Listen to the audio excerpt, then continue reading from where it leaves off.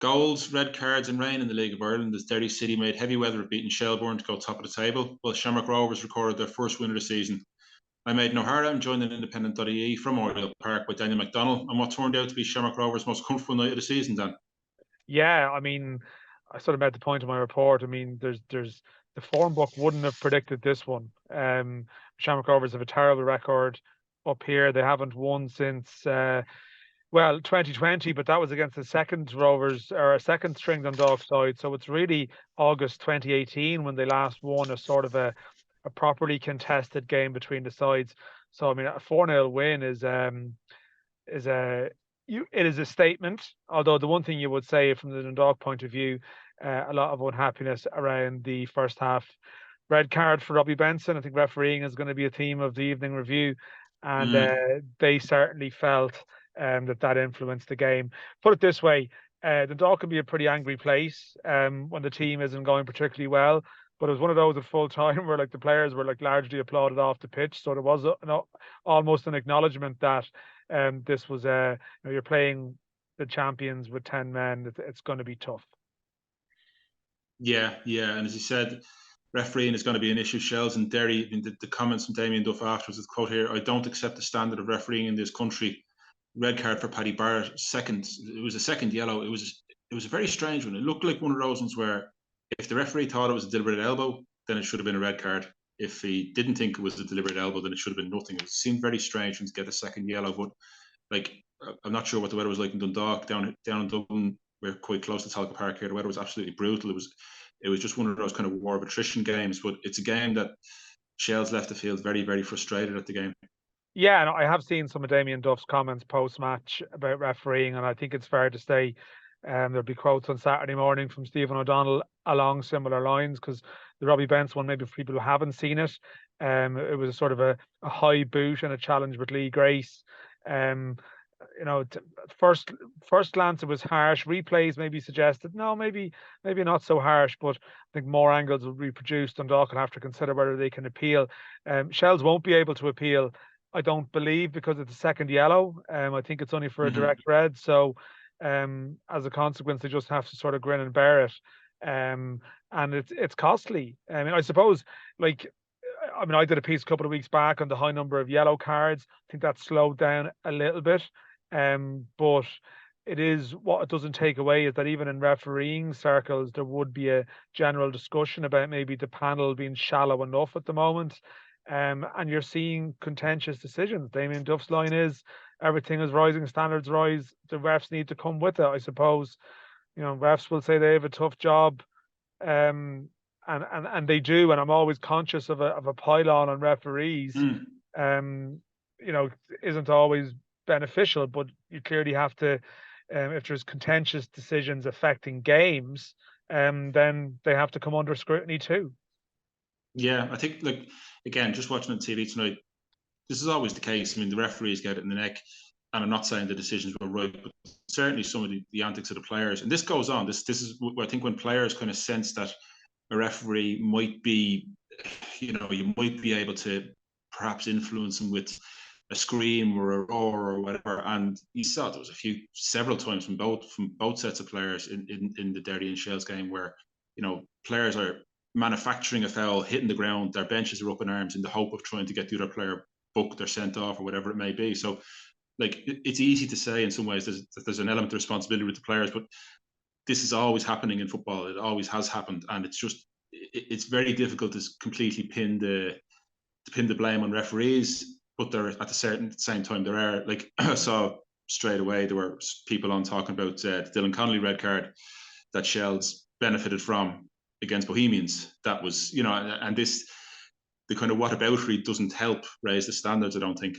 No, I mean, I suppose one person's whataboutery is another's evening out over the course of the season, in some shape or form. I mean, that would have been probably a line up here. I mean, Shamrock Rovers, for example, they had red card decisions. I'm not saying went against them. I'm not sure how contested they were or not. Probably the Roberto Lopez one in Sligo probably was, but they obviously had 3 red cards in the first 2 weeks. And then tonight it's possible they benefit from one. The Dogs certainly feel they did anyway.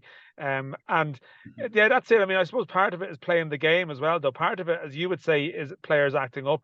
Others would say they're being very professional. Like Stephen Kenny's Dundalk team, very savvy in terms Absolutely.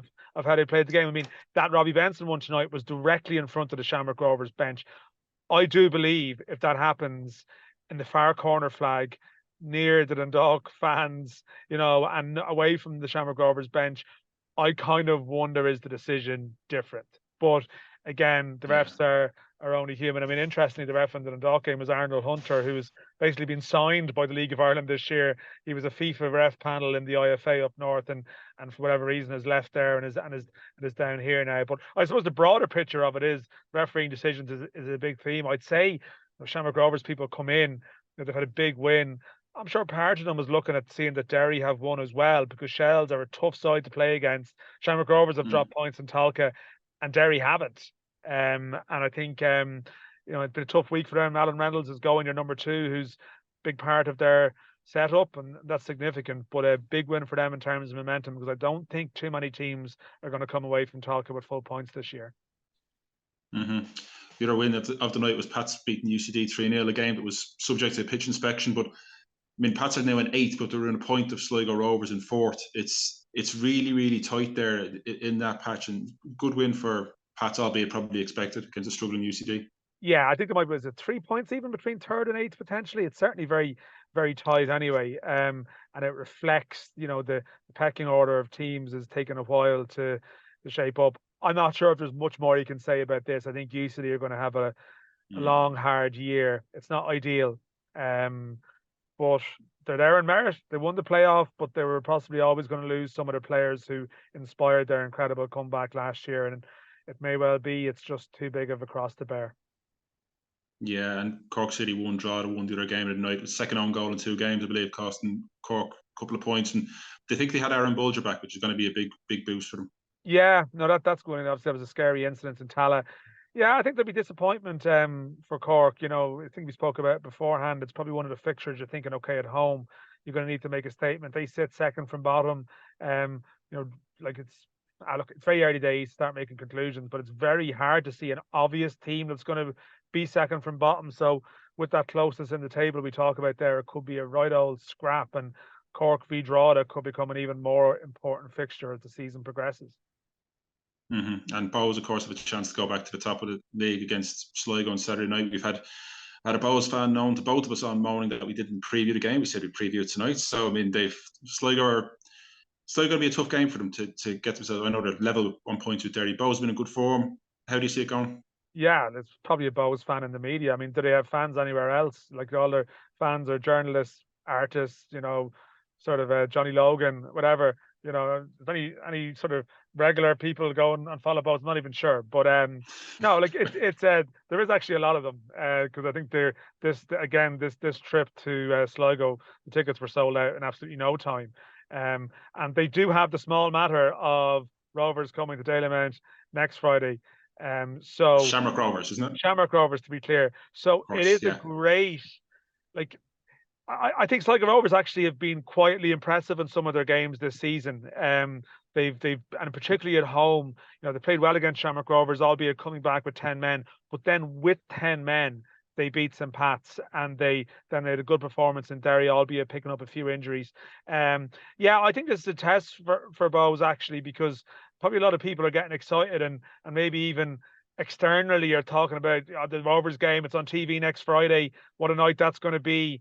And this is it's a tough one. It's very hard to make a firm call on that, actually. I think even from Bo's perspective, a draw is by no means a disaster. It just keeps a nice bit of positive momentum going into a big week for them next week. Yeah, and a relatively neat segue. The former manager Keith Long got off to a flyer with Waterford and Finn Harps. I mean, a huge sympathy for Finn Harps. Just looking at it there, it's almost 800 kilometres of a round trip from the RSC, from Ballybuffet to the RSC and back, to lose 7-1. I have to commend their Twitter handle, which when their goal went in at 7-0 down, said, "This isn't over. We're going to win 8-7." So at least they had something to smile about a bit.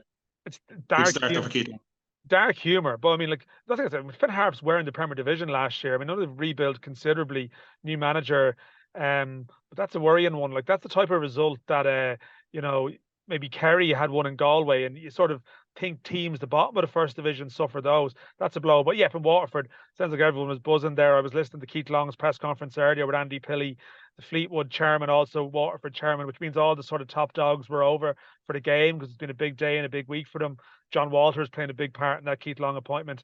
I mean, it's an incredible bounce. Danny Searle is probably not too happy reading that result from afar, because they are all his players. It's all the players that they recruited, and they have a good squad. And Galway did win against that loan after going behind, and that maybe there might even have been a point at half time of Waterford people were very giddy. But the fact is, if they win their game in hand, they'll play Galway a few more times. They do have a good squad, and Alan Reynolds going in with Keith Long, they're not going to lack for anything on the sideline. So yeah, I think people in Waterford will be feeling much happier about life on going home last night on Friday night than they have been pretty much every other night this season so far. Yeah, nice to finish talking about things that happened, football on the pitch rather than referees' decisions, I suppose. Dan, that's been great. Thanks so much for joining us, and we'll speak to you again soon. Thank you.